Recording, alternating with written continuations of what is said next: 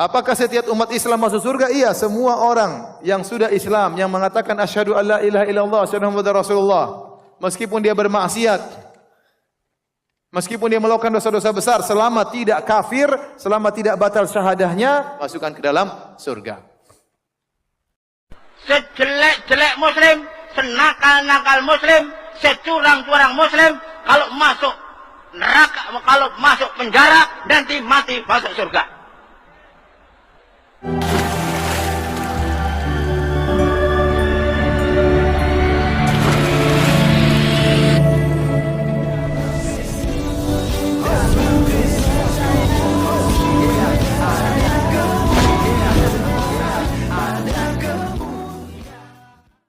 Di agama Kristen ada kepastian masuk surga karena kaum Nasrani meyakini bahwa kematian Yesus di atas kayu salib adalah untuk menebus dosa-dosa manusia.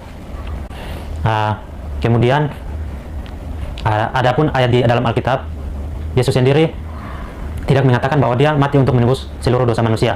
Nah, ini adalah hal yang sangat salah, karena di Alkitab sendiri menjelaskan bahwa umat Kristen itu harus diwajibkan untuk mereka beriman kepada Nabi Muhammad dan Alkitab yang pernah diturunkan sama utusan-utusannya, yaitu Nabi Musa, Nabi Daud, terus Nabi Isa, dan juga Nabi Muhammad. Yaitu ada 4 Injil, kitab Injil, Taurat, Zabur, dan juga Al-Quran. Salam Aleikum Bisem Yeshua HaMashiach. Salam sejahtera dalam nama Tuhan Yesus Kristus untuk kita semua. Pada video kali ini teman-teman sekalian, seperti dicuplikan di awal tadi yang kalian lihat bersama, di mana Ustadz Firanda dan salah satu ulama juga yang sedang pidato mengatakan bahwasanya yang penting KTP-nya Islam, yang penting sudah bersahadat, mengucap kedua kalimat syahadat, ya, dan sejahat-jahatnya mereka, ya, berlaku maksiat, ya, dan melakukan perbuatan-perbuatan yang najis di hadapan Tuhan, yang penting dia, ya, sebagai Islam pasti masuk surga. Nah, teman-teman sekalian, ini selama ini kita dituduhkan, ya, orang Kristen tuh enak, mau berzina, mau apa, semua sudah ditanggung dosanya oleh Yesus, ya kan? Mereka selalu menuduh kekristenan punya pengajaran seperti itu. Ternyata teman-teman sekalian, di agama Islam sendiri punya pemahaman seperti itu. Sedangkan yang mereka tuduhkan kepada kekristenan semua itu adalah fitnah, karena Kristen tidak pernah membenarkan itu. Kalau kamu sudah Kristen sekalipun Anda berzina, mencuri, membunuh, dan merampok, dan segala macam, kamu dijamin masuk surga. Ini omong kosong. Tidak ada pengajaran seperti dalam kekristenan.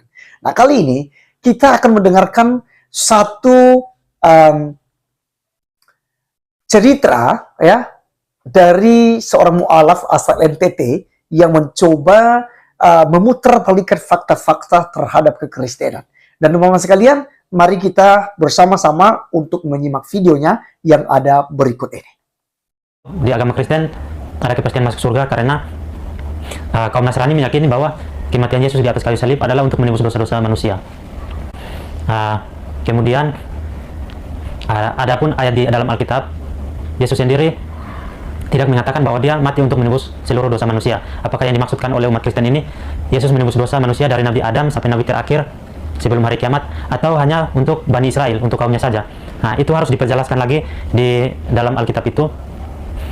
Jangan hanya bergantung kepada kejadian. Misalkan kejadiannya Yesus mati dan mereka menganggap bahwa dia menebus dosa untuk mereka masuk surga. Dan siapa saja yang beragama Kristen pasti dijamin masuk surga. Sedangkan di situ tidak ada ayatnya, tidak ada ayat yang menyatakan bahwa kalau dia beragama Kristen dia masuk surga. Kalau ada ayatnya mungkin bisa ditunjukin.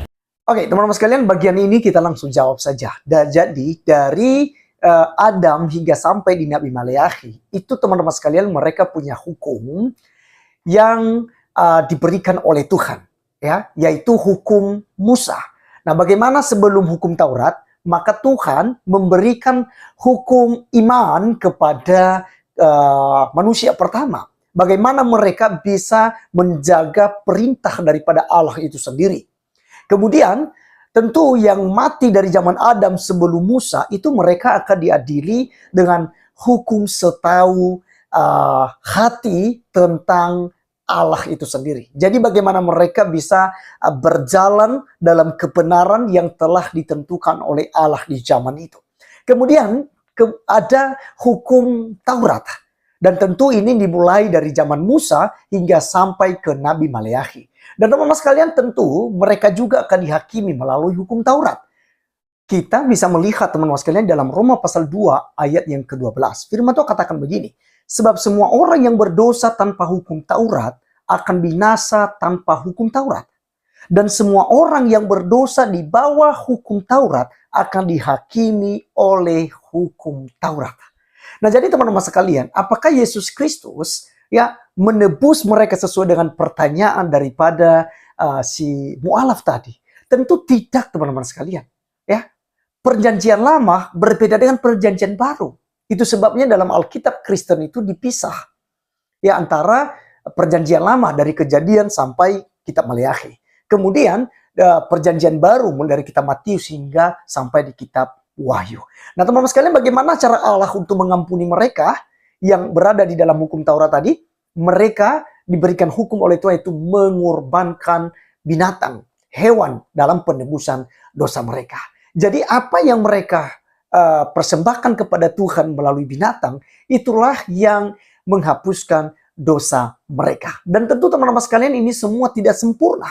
Semuanya ini akan dilakukan berulang-ulang dan terus dilakukan. Dan tentu juga ini akan menjadi hukum yang tidak adil bagi mereka yang tidak mampu untuk mempersembahkan kurban.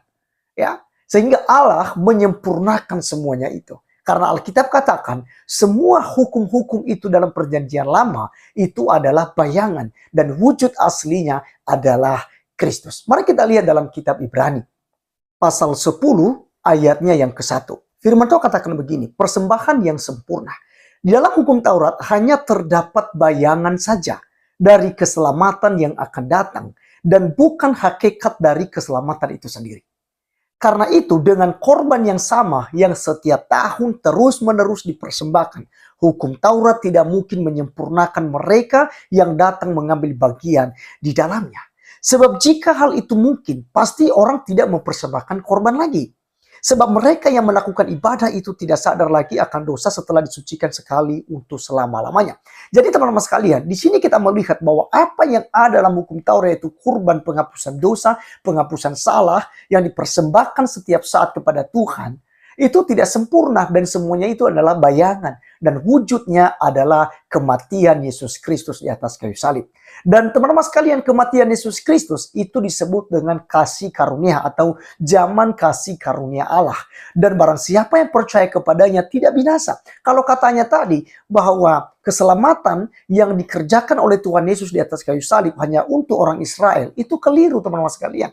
Karena di dalam Yohanes pasalnya yang ketiga teman-teman sekalian, ayat yang ke-16 berkata, karena begitu besar kasih Allah akan dunia ini, sehingga ia telah mengaruniakan anaknya yang tunggal, supaya setiap orang yang percaya kepadanya tidak binasa, melainkan beroleh hidup yang kekal. Jadi teman-teman sekalian, bukan hanya untuk orang Israel, tapi untuk semua orang yang percaya kepadanya tidak binasa, melainkan beroleh hidup yang kekal. Jadi ada jaminannya teman-teman sekalian. Jadi bukan hanya kepada bangsa Israel saja ya. Jadi teman-teman sekalian, kalau kita lihat lagi, di dalam Roma 10 ayat 9 sampai 10. Firman Tuhan katakan begini.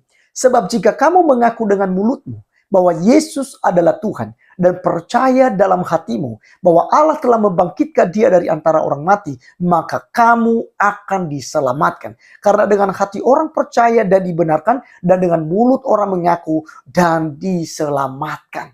Jadi sangat jelas teman-teman sekalian, pengakuan kepada Yesus Kristus sebagai Tuhan dan Juru Selamat pribadi, dia pasti diselamatkan dan masuk surga.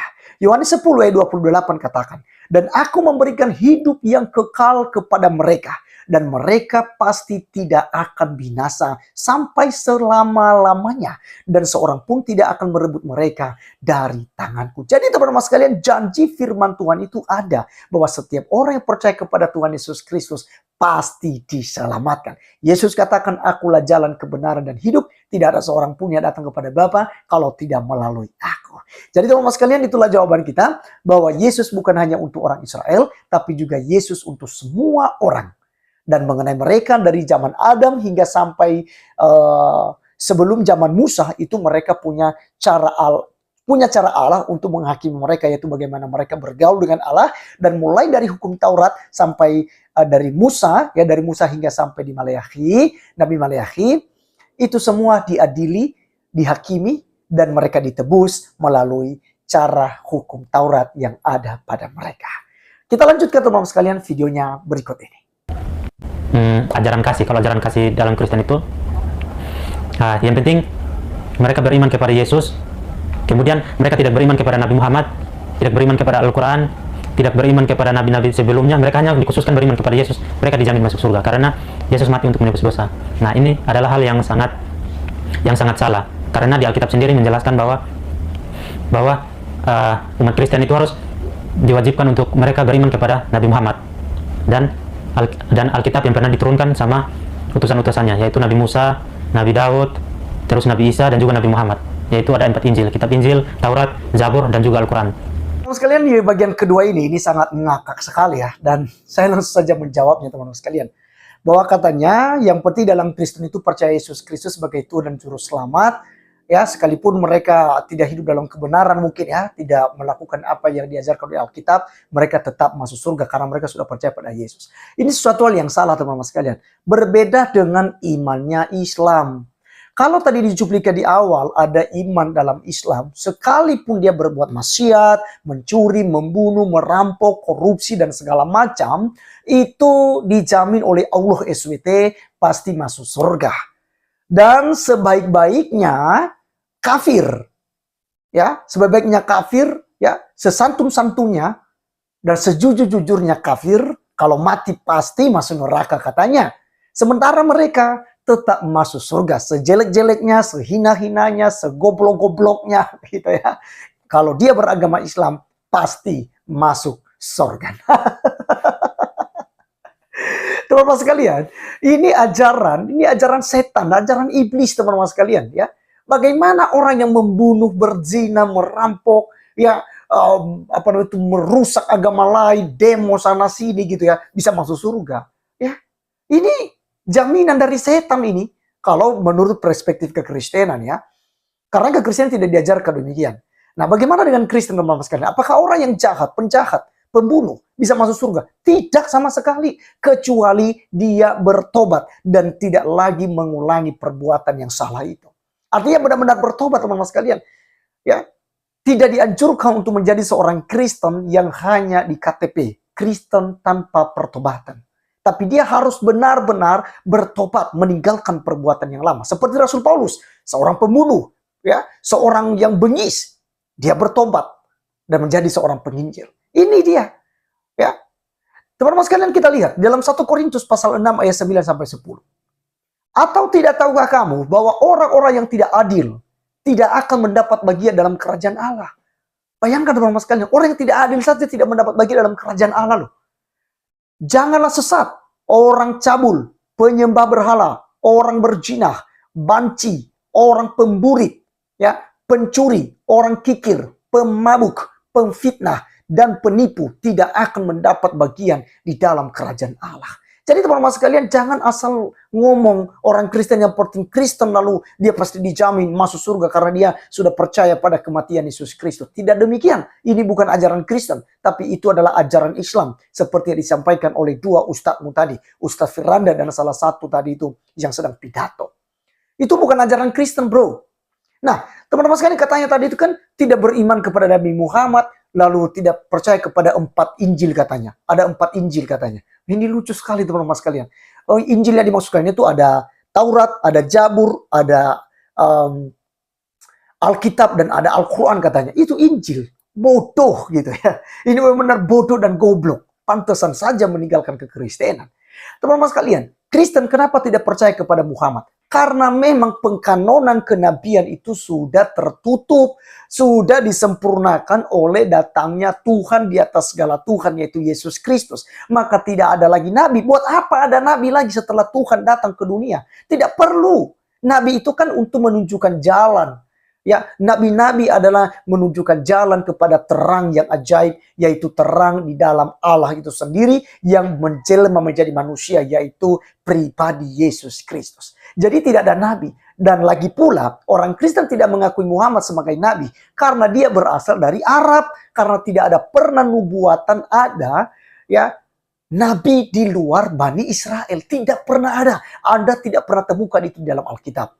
Nah teman-teman sekalian, Injil tadi yang 4 katanya juga salah. Injil itu teman-teman sekalian, yaitu Matius, Markus, Lukas, Yohanes. Dan ini bukan Injil yang mereka maksudkan, yang katanya sudah dipalsukan. Ya, karena mereka tidak paham tentang Injil. Contoh tadi, Injil itu katanya Taurat, Zabur, Alkitab, dan Al-Quran. Tidak demikian teman-teman sekalian, Al-Quran tidak masuk dalam kategori Injil. Ya kan?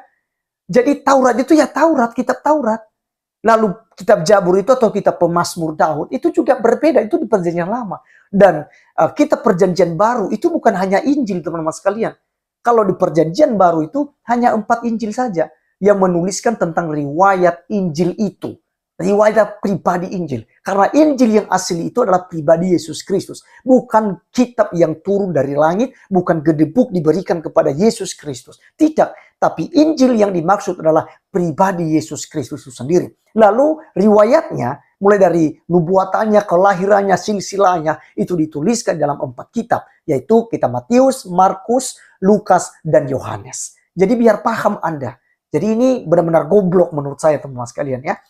Pantasan saja dia ya mudah dimualafkan oleh umat Islam ya. Baik teman-teman sekalian, itulah jawaban kita dari video mualaf ini. Dan biar menjadi berkat buat teman-teman semua, mari tetap belajar Alkitab supaya iman kita semakin hari semakin bertumbuh dan tetap kokoh di dalam Tuhan Yesus Kristus. Terima kasih, saya Arif Gule undur diri. Sampai ketemu di video berikutnya. Tuhan Yesus memberkati kita. Salam.